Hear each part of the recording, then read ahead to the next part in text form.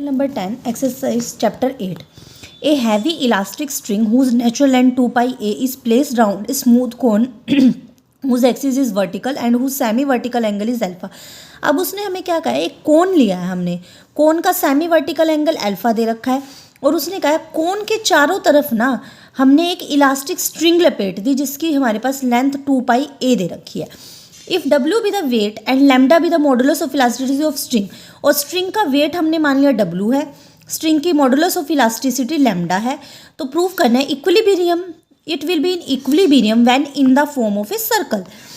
वो इक्विलिब्रियम में जब आएगा जब वो एक सर्कल के फॉर्म में, मतलब स्ट्रिंग जो है इक्विलिब्रियम में तब आएगी जब वो एक सर्कल बनाएगी. अभी तो वो एक कोन बना रही है, कोन के चारों तरफ लपेटी है हमने स्ट्रिंग, जब तो तब उस टाइम तो उसकी नेचुरल लेंथ 2 पाई ए दे रखी है. अब वो कह रहा है इक्विलिब्रियम में तब आएगी जब ये एक सर्कल बना देगी और उसकी फिर उसके सर्कल बनाएंगे तो उसकी लेंथ में कुछ ना कुछ चेंज आएगा, एक्सटेंड हो जाएगी लेंथ. फिर उसने मॉडुलस ऑफ इलास्टिसिटी भी दे रखा है और उसने पूछा है रेडियस ये आएगी एक्सटेंड होने के बाद. तो देखो कैसे करेंगे, बिल्कुल ईजी है. हमें एक कोन लेना पड़ेगा ना, इसके लिए हमने एक कोन ले लिया. ये देखो कोन का बेस आपको पता है सर्कल की फॉर्म में होता है. हमारे पास हमने कोन ले लिया, ये वर्टेक्स है कोन का V. उसके बाद हमने एक सेंटर लेना है C, ठीक है. ये चारों तरफ हमने एक स्ट्रिंग लपेट दी, ठीक है, कोन के चारों तरफ. उसने कहा है ये हमारे पास इक्विलिब्रियम में तब आएगा जब ये एक सर्कल बनाएगी. हमने मान लिया ये यहाँ पर एक सर्कल बना रही है, इससे x डिस्टेंस नीचे, मतलब V वर्टेक्स से x डिस्टेंस नीचे यहाँ पे आके एक सर्कल बनाएगी. तो देखो अब इसमें यही है, हमने एक कोन लिया है, कोन का वर्टेक्स V ले लिया, सेंटर ले लिया C, ठीक है, कोन के बेस में जाएगा ना सेंटर तो C. R रेडियस ले ली स्ट्रिंग की, स्ट्रिंग AB दे रखी है ना हमें, हमने मान लिया स्ट्रिंग हमारे पास क्या है AB. यहाँ तक तो हमने पहले कर लिया.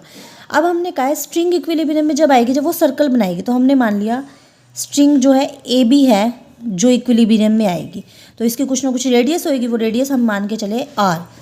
क्या होगी इसकी रेडियस, या तो AG या GB. Let the ring be in equilibrium, और उसने कहा इक्विलिब्रियम में तब आएगी जब वो एक सर्कल बनाएगी. Let the ring be in equilibrium at a depth, हमने मान लिया x डिस्टेंस नीचे वो एक सर्कल बनाएगी, ठीक है. तो अब देखो सर्कल की रेडियस, ये सर्कल बनाई, इसकी रेडियस AG है ना, तो AG की वैल्यू देखो कैसे निकालेंगे हम. ये वाला एंगल लेके चले, ये वाले ट्रायंगल, तो इसमें ये बेस है, ये परपेंडिकुलर, परपेंडिकुलर बाय बेस क्या होता है टेंजेंट थीटा. तो AG यहाँ से क्या आ जाएगा tan अल्फा, ये एंगल अल्फा है ना, तो AG की वैल्यू आ गई x tan अल्फा. स्ट्रिंग की लेंथ निकालो.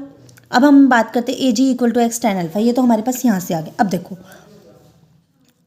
W, कोन का वेट कितना था W, तो कोन में हमारे पास टोटल एक्सटेंशन कितनी आएगी डेल्टा x, डिस्प्लेसमेंट आया.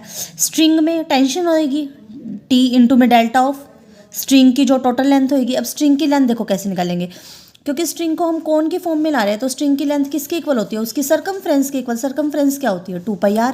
R की वैल्यू भी हमने निकाली x tan अल्फा, तो ये आ गई 2 पाई x tan अल्फा. तो यहाँ से हमारे पास T में ये रिलेशन आ गया. अब वही मॉडुलस ऑफ इलास्टिसिटी से T is equal to Hooke law क्या कहता है, tension is equal to modulus of elasticity into में extension by natural length. Extension क्या होता है, जो लेंथ एक्सटेंड करके आई, एक्सटेंड करके तो लेंथ ये बनी ना 2 पाई x tan alpha minus natural length कितनी थी 2 पाई ए बाय में नेचुरल लेंथ 2 पाई ए.